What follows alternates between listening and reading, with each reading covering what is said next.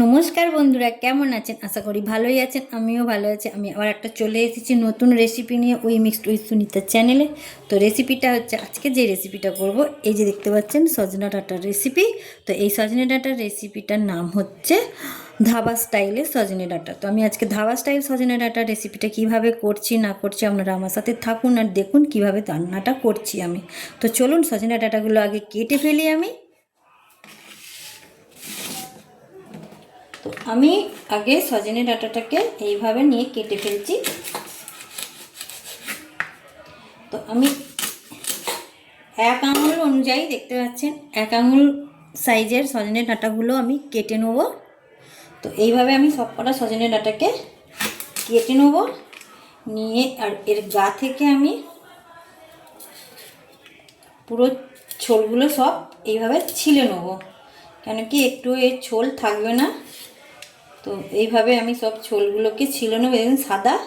আর ছিলে আমি এই যে জল নিয়েছি, এই জলেতে এবার দিয়ে দিচ্ছি। তো এই জলেতে রেখে দেবো। তো প্রতিটা সজনে ডাঁটাকে আমি এইভাবে কেটে ছোলটাকে ছাড়িয়ে নেব, নিয়ে আর জলে দিয়ে দেবো।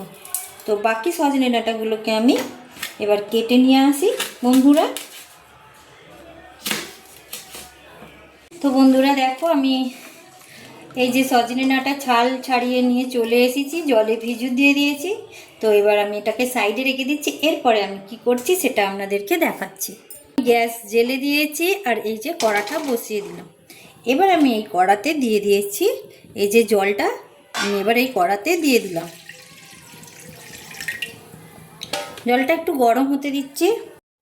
এবার এই জলটা গরম হয়ে গেছে, আমি এই যে সজনা ডাঁটাগুলোকে ছাড়িয়ে ছাল ছিলে রেখেছিলাম, এগুলো এবার আমি এই জলের উপর দিয়ে দিচ্ছি।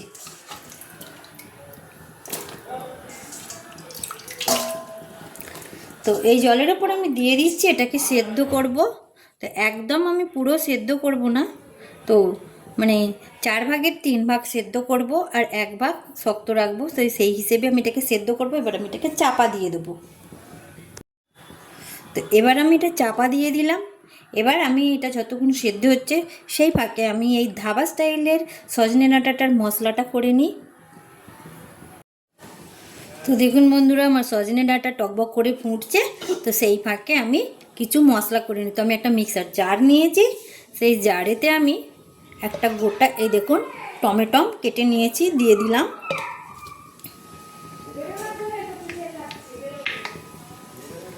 আর এখানে আমি নিয়েছি কাজু বাদাম, তো কাজু বাদামও দিয়ে দিলাম। আর কিছুটা নিয়েছি নারকোল, কুচি করে নিয়েছি। তো এই নারকোল কুচিটাও আমি এর ভেতরে দিয়ে দিলাম। তো দেখুন দিয়ে দিলাম।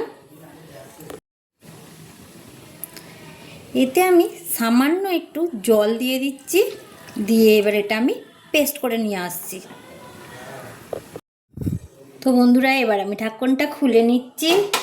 আর আমার এই যে সজনে ডাঁটাটা সিদ্ধ হয়ে এসেছে, মানে একদম পুরো সিদ্ধ নয়, হাফ সিদ্ধ হয়ে গেছে। তো আমি আপনাদেরকে দেখাচ্ছি, এই দেখুন দেখতে পাচ্ছেন নরম হয়ে গেছে। এবার এটাকে আমি ছেঁকে নেব। তো আমি এখন এটাকে ছেঁকে নিই।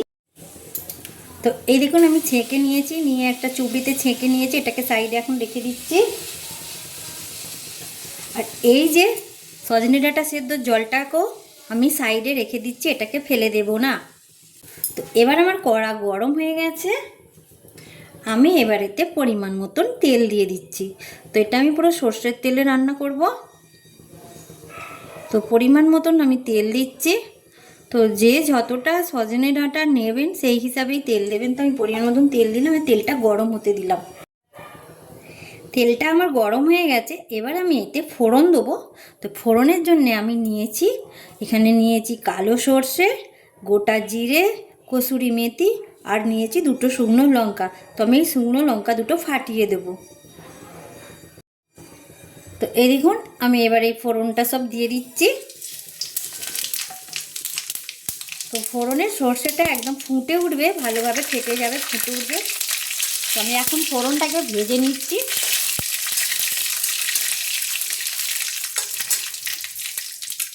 ফোড়নটা ভাজা ভাজা হয়ে গেছে, আমি এখানে পেঁয়াজ কুচিয়ে রেখেছি সরু সরু করে একদম।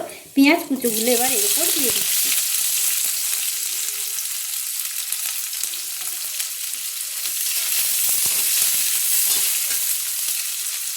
তো পেঁয়াজ কুচোগুলো আমি একদম ভালোভাবে ভেজে নেব।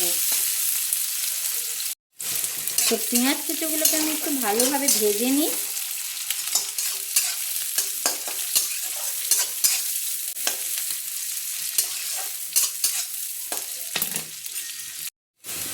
পেঁয়াজ কুচোটা আমার ভাজা ভাজা হয়ে গেছে। আমি নিয়েছি আদা রসুনের পেস্ট। তো আমি এবার এতে আদা রসুনের পেস্টটা দিয়ে দিলাম। গ্যাসটা আমি কম করে দিচ্ছি। এবার আমি পেঁয়াজ আর আদা রসুন পেস্টটাকে ভালোভাবে কষে নেব।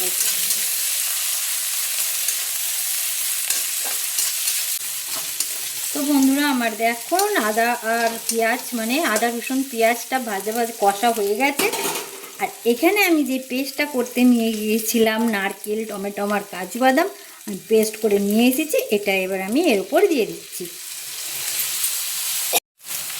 তো এবার আমি এই পেস্টটাকে ভালোভাবে এর সাথে কষে নেব।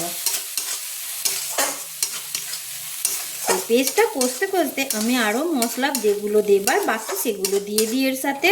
প্রথমে দিচ্ছি জিরে গুঁড়ো। তো আমি জিরে গুঁড়ো দিয়ে দিলাম। আর দিচ্ছি কাশ্মীরি লঙ্কার গুঁড়ো।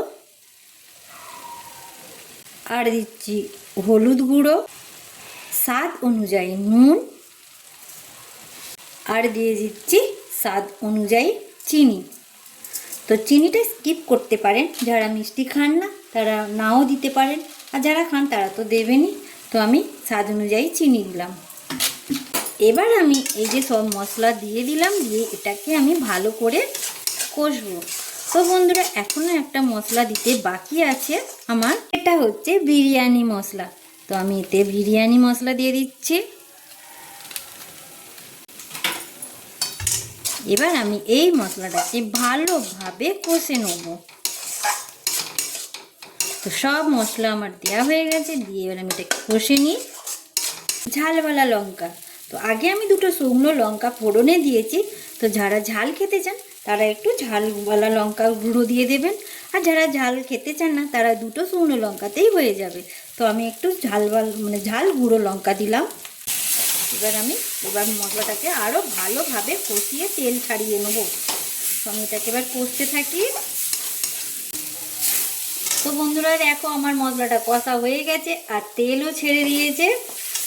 এবার আমি এতে সজনা ডাঁটাকে সেদ্ধ করে ছেঁকে রেখেছিলাম, এই সজনা ডাঁটাগুলো এবার এতে দিয়ে দিচ্ছি।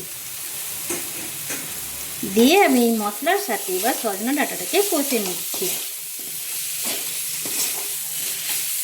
আর এই যে ডাঁটা সিদ্ধ জলটা বলেছিলাম না ফেলতে, তো এটাকে কি করব?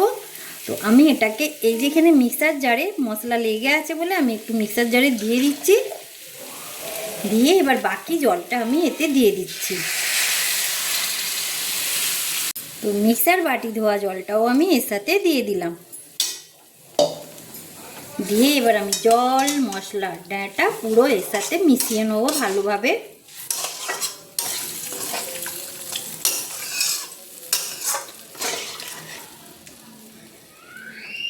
তো আমার জল মশলা ডাঁটা সব মিশে গেছে।